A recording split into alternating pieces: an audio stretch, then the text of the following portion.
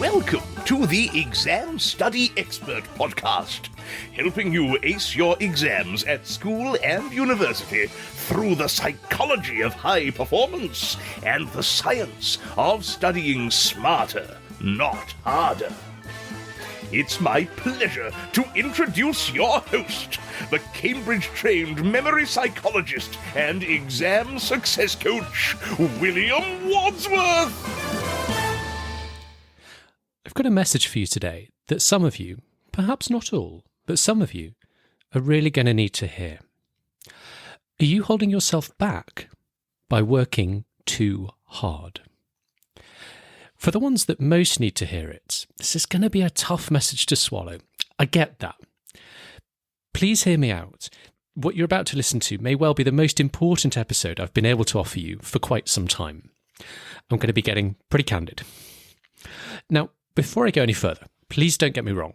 By talking about working too hard, I'm not asking you to become a work-shy, lazy layabout with no work ethic. But by having a sensible work-life balance, you're able to maintain your energy levels and focus at a place where you're able to work with intensity and concentration, and as a result, get more done in less time. I want to talk to you today about the trade-off that you make if you choose to pile on the hours past a certain level. And I'm going to talk you through some of the evidence about what happens to your overall weekly productivity as you work longer and longer and longer hours. And then I'm finally going to give you a couple of stories of real-life coaching clients who I've helped think through this exact issue, what their circumstances were, and what we did about it, and what the results were.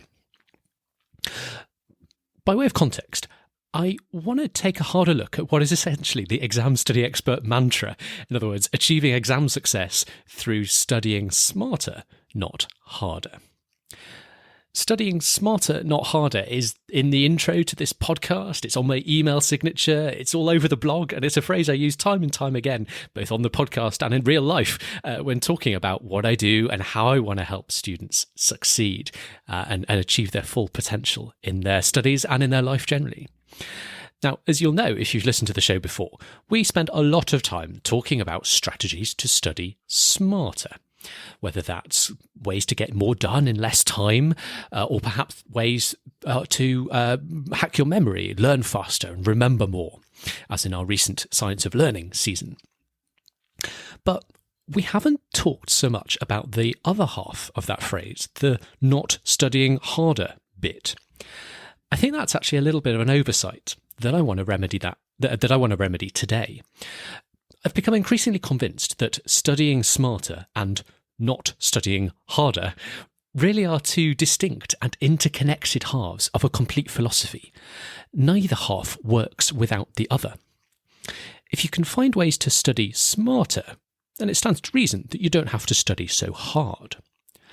But I believe it's equally true that in order to have the energy and focus you need in order to study smarter, it's also vital to ensure that you're not studying too hard.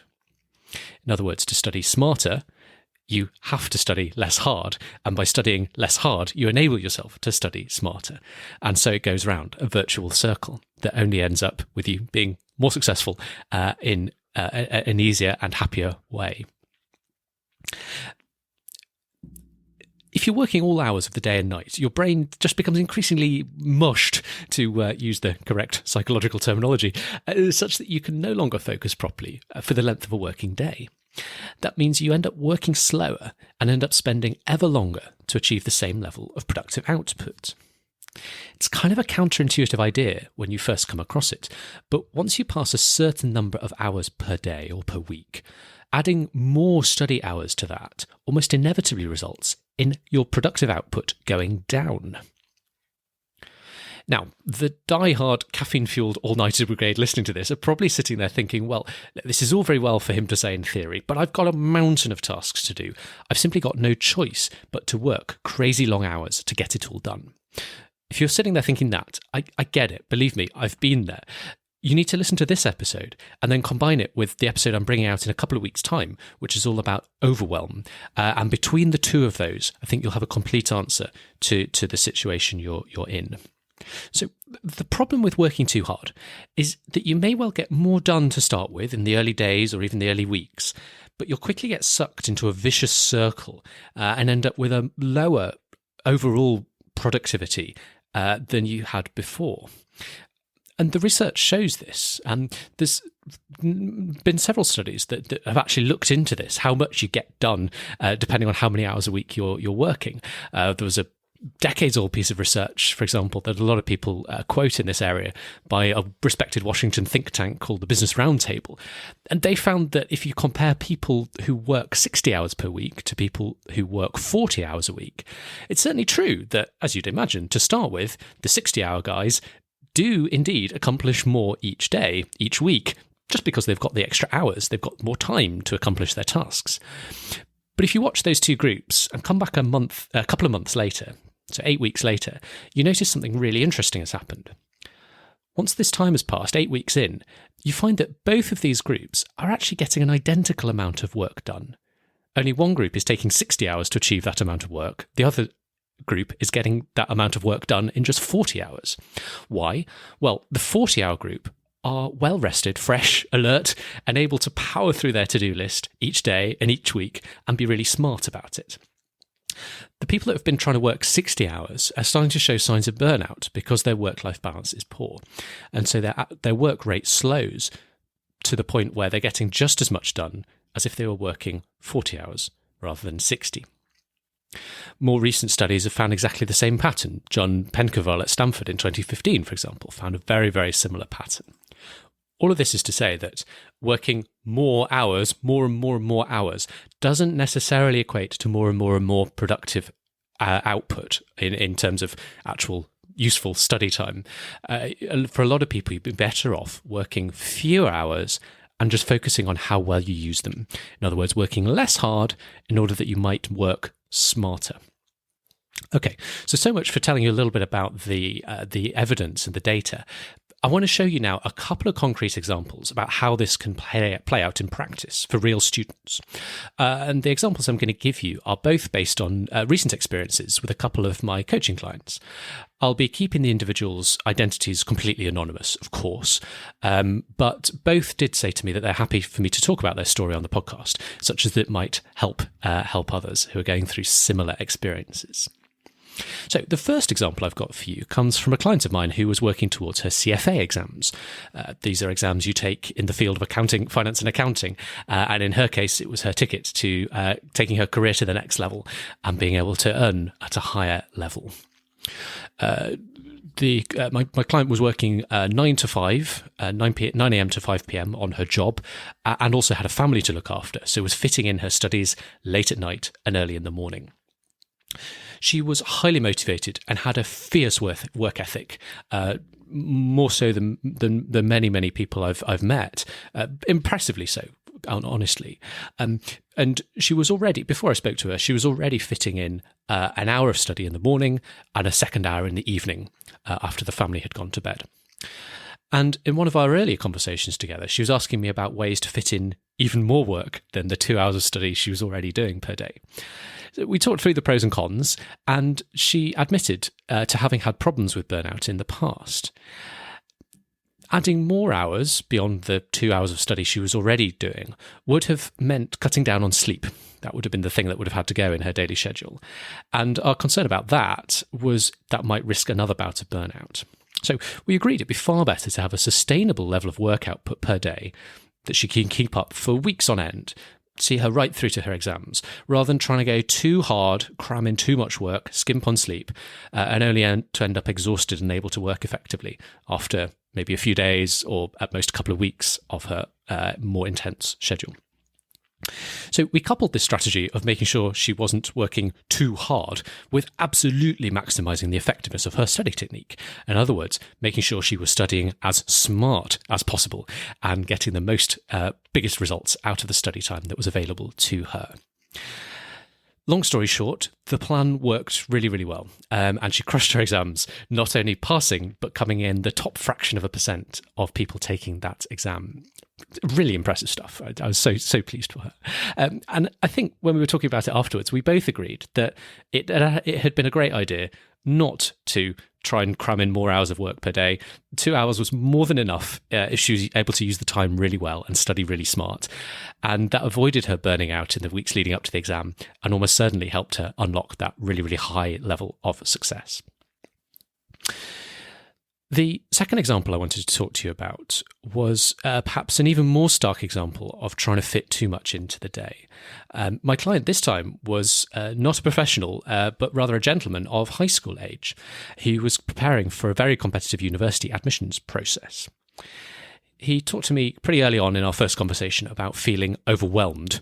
Each day he was trying to fit in this dizzying combination of homework assignments, studying for exams later, and then doing all this extra practice and studying to put himself in the best possible position to ace those university tests and admissions interviews.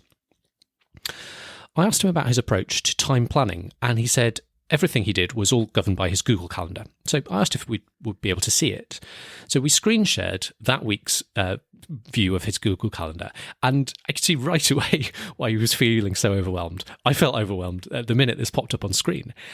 He'd got his day scheduled from 5:30 a.m. in the morning to 12 p.m. Midnight, 12 midnight, and every single minute of the day accounted for from 5:30 a.m. to 12 midnight.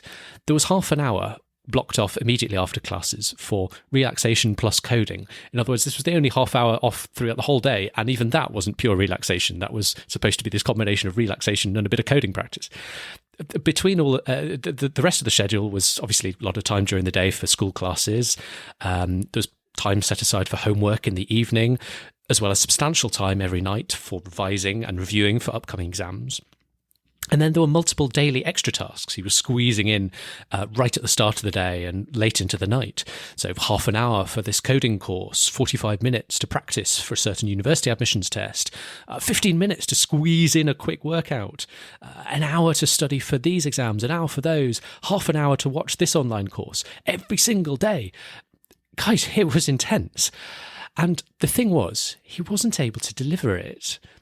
No one could have done. It wasn't him failing as a student. It wasn't my job to help him achieve this 5:30 a.m. to midnight routine, because it's pretty much impossible for anyone to do. Maybe for a day or two, but certainly not much past that. So what was happening already? So what was happening for him in practice was that he wasn't able to get up at 5:30 a.m. Usually ended up more like 6:30 a.m. or 7, which meant he skipped his morning workout, which was a shame because that would have given him a lot more energy to see him through the rest of the day. He also said that by the time he got to the end of his day, by sort of 8 o'clock, when he was still supposed to do another 4 hours work, his brain was fried. He couldn't really focus, but he still forced himself to work through another 4 hours at this kind of snail's pace of studying, not really making much progress, only to go to bed at midnight, get another 5 hours sleep, and start yet another day with low energy reserves and low concentration. We talked it through, and we agreed it'd be far better to schedule more time for sleep, and in particular, abandon this plan to work at snail's pace from 8 p.m. through to midnight, perhaps stopping at a more realistic time like 10 p.m, and then using that extra time to free up minimum solid 7 hours sleep, as well as now being able to fit in a morning workout. In other words, we came up with a plan that involved working less hard and freeing up time for a proper sleep schedule and a bit of daily exercise.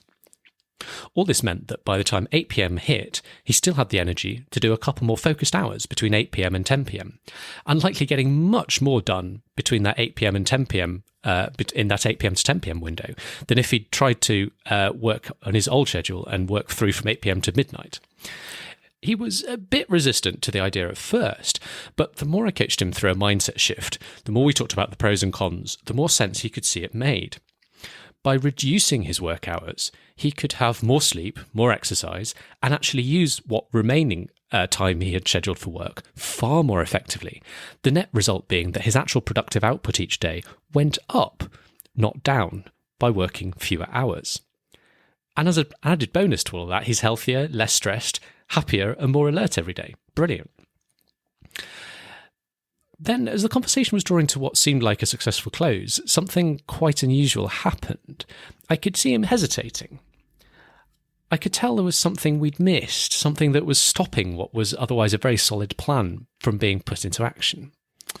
Then I saw this notification come through via Zoom about an incoming chat message. It's pretty unusual that people send me chat messages in the middle of a conversation. Normally, if people want to tell me something, they just say it out loud because, we're chatting. Why wouldn't you? So he was clearly writing something to me that he didn't feel he could say out loud. I clicked the message button to open up the chat window. It was a 2-word long message for me, and it read, parental pressure. Parental pressure. Suddenly I realised he was hesitating because while he agreed with the plan we'd come up with, he was worried that his parents wouldn't be on board. In particular, when it came to stopping work in what their eyes was early, i.e. stopping work any time before midnight. And he couldn't admit that out loud because they might be able to hear him talking to me. They couldn't, however, hear my side of the conversation, so I was able to talk him through some strategies to have an open and productive conversation with parents about the way to get the most productive work done each day. And by the way, that might not necessarily be working through to midnight every day. And just as a quick sidebar for any parents listening, I'm a huge fan of what parents do for their children. I know you absolutely want the best for your child. And the vast majority of parents I interact with have great instincts about what their children need to do in order to achieve their potential. But if you're unsure about anything and you want my advice on what might be in your child's best interests, feel free to reach out to me and we can have a chat. William@examstudyexpert.com is my email address. So, we've talked about the evidence and we've talked through a couple of case studies about how this mindset shift can play out in practice. I hope by now that you've started to at least maybe ask some critical questions to yourself about your own approach to work-life balance if you think something might be amiss. Now, again, I absolutely know this isn't an easy area to change in. I've been there myself. And if you need support, I'm here to help. I'm accepting new exam success coaching clients at the moment, and I'd be more than happy to have a chat with you about how I can help you ace your exams this year, whether you're at school or university, or taking professional exams as part of your career in finance, business, law, medicine, or more.